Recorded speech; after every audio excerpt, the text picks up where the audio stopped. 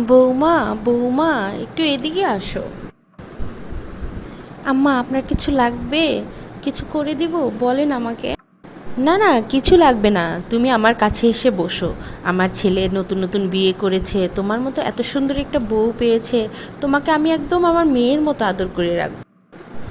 আপনার মতো একটা শাশুড়ি পেয়ে আমি ধন্য মা। আমার নিজেকে অনেক ভাগ্যবতী মনে হয় যে আমি আপনার মতো একজন শাশুড়ি পেয়ে। বৌমা, বৌমা, তাড়াতাড়ি এদিকে আসো। সকালবেলা এত বেলা হয়ে গিয়েছে, এখনো তুমি কোনো কাজ করছো না? কি করছো তুমি, এত বেলা পর্যন্ত পড়ে পড়ে ঘুমাচ্ছ? কাজই তো করছি মা, কিন্তু এত মানুষের রাস্তা তৈরি করতে কিছুটা তো সময় লাগে, এটুকু সময় তো আমাকে দিন মা। এই তো আর একটু পরেই হয়ে যাবে। হাই রে আমার পোড়া কপাল, এমন একটা বৌমা পেয়েছি, একটা কাজও দ্রুত হাতে করতে পারে না। আমার ভাগ্যটাই আসলে খারাপ, এমন একটা বৌমা পেয়েছি।